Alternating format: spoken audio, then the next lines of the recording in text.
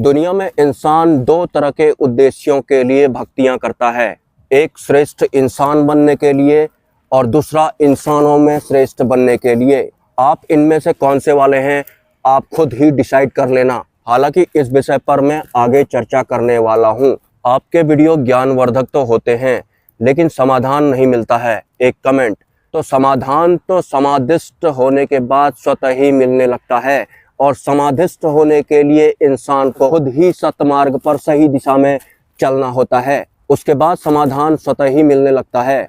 समाधि मतलब समाधान, या फिर समाधि मतलब स्वतः ही सही दिशा में आंतरिक स्तर पर काम करने वाली व्यवस्था का जाग जाना। आप मेरे वीडियोज में समाधान ढूंढ रहे हैं, या फिर अपने मन को तृप्त करने की इच्छा के साथ आगे चल रहे हैं, या फिर आप पन्नों में समाधान ढूंढ रहे हैं, या फिर अपने अहंकार की अज्ञानतावश पूर्ति कर रहे हैं। बाहर से, मुझसे, किताबों से जो भी आपको मिल रहा है, कहीं वो आपकी बुद्धि और मन तक ही तो नहीं रह गया है? या फिर अध्यात्म के मामले में आप अपने लिए भी ईमानदार नहीं हैं, आप अपनी वास्तविकता को भी नहीं जानना चाहते हैं? ये बहुत सारे सवाल सबसे पहले आपको अपने आप से करने हैं। और समाधि मतलब समाधान, वो समाधान नहीं जो बाहर से आपको प्राप्त हो रहा है, वो समाधान जो आपकी आंतरिक व्यवस्था के जागने के बाद अपने आप ही आपको मिलने लग रहा है। अब बात करते हैं इस वीडियो के शुरुआती कंटेंट पर, कि दुनिया में जो दो तरह के लोग भक्तियां करते हैं। एक वो जो भक्ति के माध्यम से श्रेष्ठ इंसान बनना चाहते हैं, दूसरे वो जो भक्ति के माध्यम से इंसानों में श्रेष्ठ बनना चाहते हैं।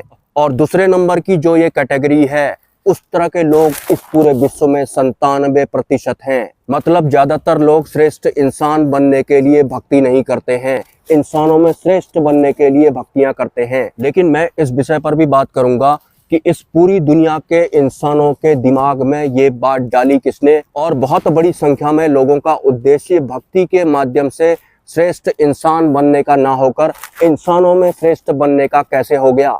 आखिर इसकी शुरुआत हुई कैसे थी, और इन सब के पीछे आखिर कौन लोग हैं, ये भी आज मैं आपको इस वीडियो में क्लियर करने वाला हूँ।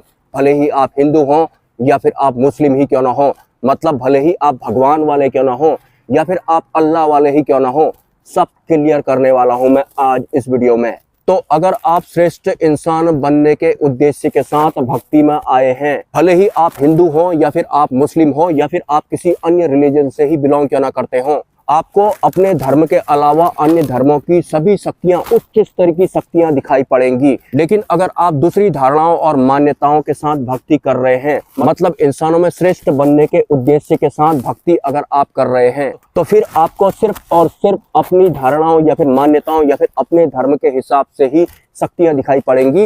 दूसरे धर्म की शक्तियां अगर आपको दिखाई भी पड़ेंगी तो निचले स्तर की दिखाई पड़ेंगी, एक दूसरे के बॉडी के अंदर घुसने वाली टाइप की, मतलब भूत प्रेत पिशाच खबीस चुड़ैल जिन्न इत्यादि, वो भी बहुत ही ज्यादा निचले स्तर की शक्तियां जो होती हैं वो वाली। अगर आपने ईश्वर का रास्ता श्रेष्ठ इंसान बनने के उद्देश्य के साथ ना किया हो, इंसानों में श्रेष्ठ बनने के उद्देश्य के साथ किया हो, तो और जैसा कि मैंने वीडियो के शुरुआत में बताया था कि इस पृथ्वी में 97% लोग जो भक्ति करते हैं वो इंसानों में श्रेष्ठ बनने के उद्देश्य के साथ करते हैं। मतलब वो श्रेष्ठ इंसान बनने के लिए नहीं करते हैं, इंसानों में श्रेष्ठ बनने के लिए वो ईश्वर का रास्ता चुनते हैं। लेकिन ये रास्ता भी उन्होंने अपनी मर्जी से नहीं चुना होता है। ये बहुत सारे जो रास्ते हैं जो इंसानों को फंसा देते हैं, या फिर जिनके लपेटे में चपेटे में आप आ चुके हैं। इन रास्तों की शुरुआत आखिर हुई कहां से थी, और आपके अंदर ये भेद जैसे कहां से हो गए, इस बारे में भी अब मैं आपको क्लियर करने वाला हूं। जो मनुष्य श्रेष्ठ मनुष्य बनने के लिए भक्ति नहीं करता है, मनुष्यों में श्रेष्ठ बनने के उद्देश्य के साथ भक्ति करता है, अगर इस रास्ते पर चलने के दौरान उसे उपलब्धियां प्राप्त हो जाती हैं, तो फिर उसके बाद वो बाकी इंसानों को भी ऐसे ही चलाने लगता है। मतलब आम इंसानों से भी वो मनुष्यों को श्रेष्ठ बनाने वाली भक्तियां करवाने लगता है। लेकिन आम इंसान तो जागरूक होते नहीं हैं, तो जैसा भी मनुष्यों को श्रेष्ठ बनाने वाली भक्ति करने वाला साधक या फिर इंसान कर रहा होता है, वैसा ही वो भी करने लगते हैं। मतलब वो भी श्रेष्ठ इंसान बनने के लिए भक्तियां नहीं करते हैं, इंसानों में श्रेष्ठ बनने के लिए भक्तियां करना शुरू कर देते हैं। और ऐसा सिर्फ एक धर्म में ही नहीं होता है, ऐसा सभी धर्मों में होता आया है।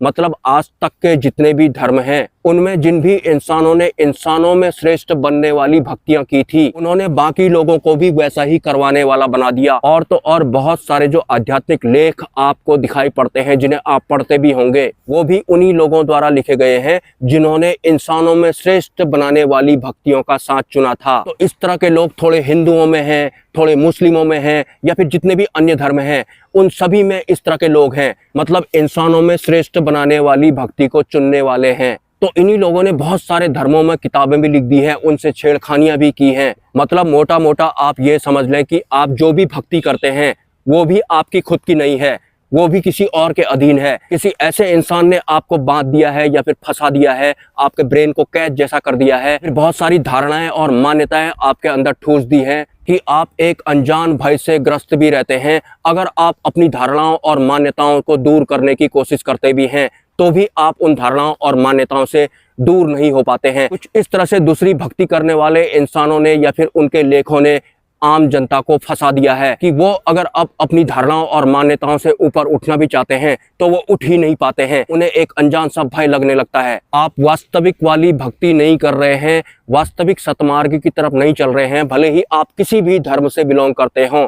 अगर आपकी भक्ति में श्रेष्ठ इंसान बनने वाला संकल्प नहीं है, इंसानों में श्रेष्ठ बनने वाला संकल्प अगर आपकी भक्ति में शामिल है, या फिर ऐसी धारणाएं आपके अंदर हैं, मान्यताएं आपके अंदर हैं, तो आप आखिरी समय तक एक अनजान भय से ग्रस्त ही रहने वाले हैं, जस्ट बिकॉज ऑफ इन मान्यताओं और धारणाओं की वजह से, जो कि दूसरे नंबर की भक्ति करने वाले लोगों द्वारा आपके भीतर डाली गई है। और इस तरह के लोग बहुत पहले हमारे पृथ्वी लोक में हुआ करते थे, जिन्होंने कि दूसरे नंबर की भक्ति का चुनाव किया था, और जो भी उनकी संगत में आए वो भी वैसे ही बन गए। मतलब वो भी इंसानों में श्रेष्ठ बनने वाली भक्ति करने लग गए। कैसा लगा आपको इस भौतिक जगत का वास्तविक सत्य जानकर कि जो भी भक्ति आप कर रहे हैं वो आपकी नहीं है, किसी और द्वारा आपके अंदर घुसाई गई है, तमाम धारणाओं के रूप में, तमाम मान्यताओं के रूप में।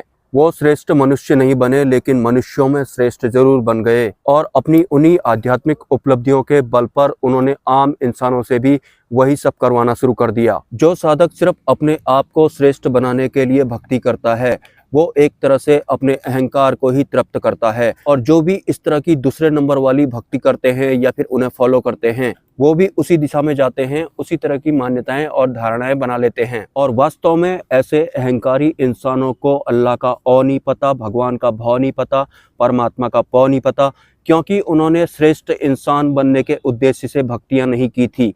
उन्होंने इंसानों में श्रेष्ठ बनने के उद्देश्य के साथ भक्तियां की थी। और जब वो बहुत सारे इंसानों के बीच में श्रेष्ठ हो चुके थे, तो उसके बाद उन्होंने अपने उसी अहंकार को फैलाना शुरू कर दिया, और जो भी लोगों ने उनको ज्वाइन किया, उनको फॉलो किया, वो भी ऐसे ही बनते चले गए। मतलब वास्तविक सत्य से वो आज तक वंचित हैं। अपने आप को पहले ही आप एक मुस्लिम मानते हैं या फिर एक हिंदू मानते हैं, जबकि वास्तव में आपको सबसे पहले अपने आप को एक इंसान मानना है। उसके बाद जाकर आपकी आध्यात्मिक जर्नी की शुरुआत होती है। जैसा कि उच्च स्तरीय संत कहते हैं, जब तक आप मान्यताओं और धारणाओं से ऊपर नहीं उठेंगे तो उच्च स्तरीय आध्यात्मिक ज्ञान आप ग्रहण नहीं कर पाएंगे, प्राप्त नहीं कर पाएंगे, जो भी शब्दों का प्रयोग आप करना चाहें। मैं तो हर धर्म के इंसानों की अवस्था में पहुंच जाता हूं, तो मैं समझ सकता हूं कि अपनी मान्यताओं और अपनी धारणाओं से अगर वो ऊपर उठना भी चाहते हैं तो उन्हें किस तरह का भय लगता है। चलो आज हम इंसानों की एक असलियत भी महसूस करने की कोशिश करते हैं। ये पूरी पृथ्वी या फिर दूसरे ग्रह की मिट्टी या फिर ये पूरा ब्रह्मांड ही परमात्मा का है, या फिर जितने भी देवी देवता हैं, सिद्धियां हैं, भूत प्रेत हैं, वो सब भी परमात्मा के हैं। हमारी इस पृथ्वी में जो है वो सब परमात्मा का ही है। इवन हम भी परमात्मा के ही हैं। हमारे शरीर को या फिर हमारे भौतिक जीवन को जो भी सत्ताएं चला रही हैं, वो सब भी परमात्मा के आवरण के अंडर में ही हैं।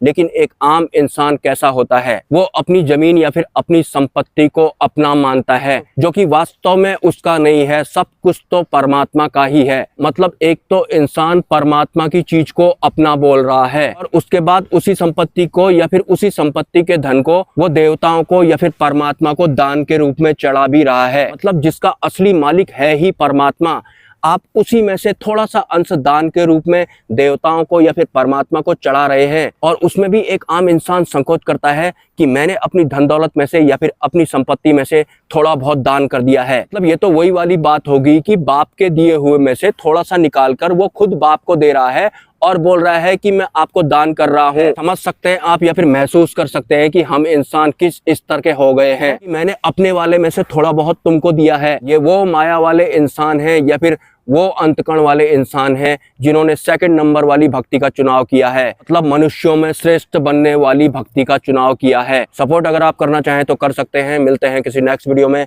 नमस्कार।